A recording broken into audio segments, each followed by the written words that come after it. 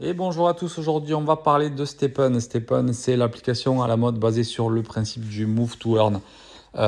Il suffit tout simplement d'aller marcher ou d'aller courir après bien sûr avoir lancé l'application pour gagner des tokens. Et c'est le token GST, un token en plus qui fait que monter, donc super intéressant de participer à ça.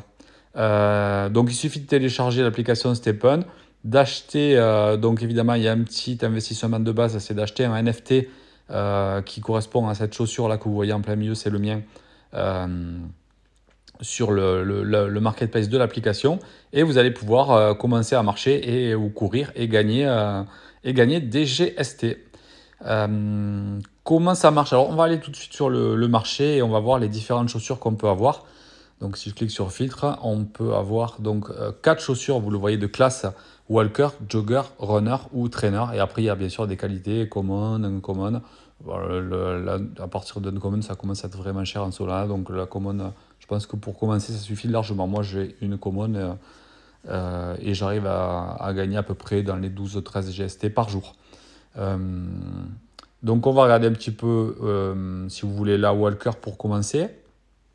Donc Walker, c'est une chaussure, si je clique sur la première, elle a déjà été vendue, donc là, on va un peu plus bas. Donc c'est une chaussure où il faut marcher, donc entre 1 et 6 km/h, vous le voyez juste au milieu. Si ensuite on peut aller voir une jogger, la jogger c'est tac, entre 4 et 10 km/h pour gagner. Ensuite il y a la runner, il faut aller entre 8 et 20 km/h. Moi, vu que je cours, c'est celle que j'ai choisie. Et ensuite, on va la dernière, la trainer, qui est quand même, on va voir que la différence de prix, ça commence à 15,5 Solana, 16 Solana, qui est même assez cher parce que justement, la marge de gain, elle est entre 1 et 20 km/h. Ce qui vous permet de marcher ou de courir pour gagner des jetons. Donc, voilà, si vous décidez d'acheter une chaussure, ça se passe ici.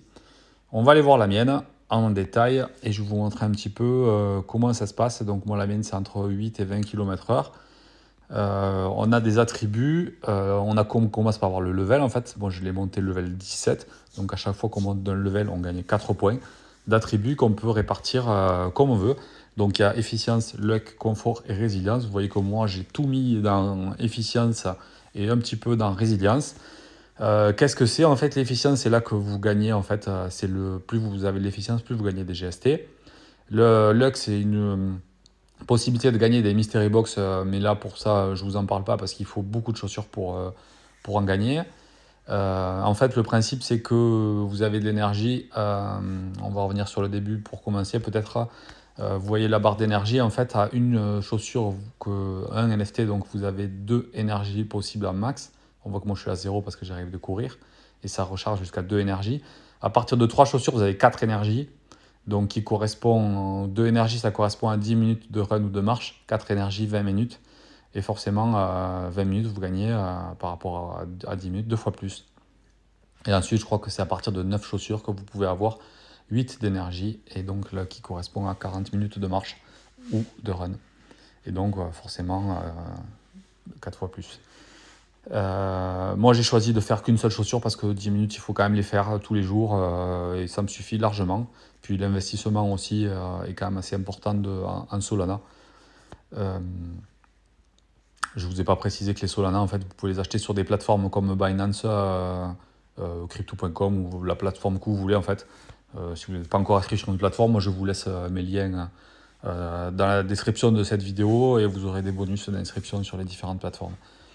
Je vous laisse également à l'inscription pour pouvoir s'inscrire en fait sur Stepn, il faut un code d'activation. À l'heure actuelle, j'en ai pas, je viens de donner le mien. Mais dès que j'en aurai un, je vous en lâcherai un au fur et à mesure que j'en aurai dans la description de cette vidéo. Éventuellement, si vous pouvez, si vous êtes déjà inscrit sur Stepn, vous pouvez lâcher vos codes d'activation dans la description. Ça fait plaisir aux autres qui veulent s'inscrire. Donc on revient sur cette chaussure. On voit que donc j'ai augmenté l'efficience. C'est l'efficience qui permet donc de gagner des GST. Plus vous avez l'efficience, plus vous gagnez des GST. Il faut savoir que la chaussure s'use au fur et à mesure. Donc on voit la barre qui est à 100%. Moi je viens de la réparer à l'instant. Et la résilience, plus vous augmentez la résilience, moins votre chaussure va s'user au fur et à mesure des sorties. Donc il faut quand même privilégier d'augmenter l'efficience en priorité, un petit peu la résilience.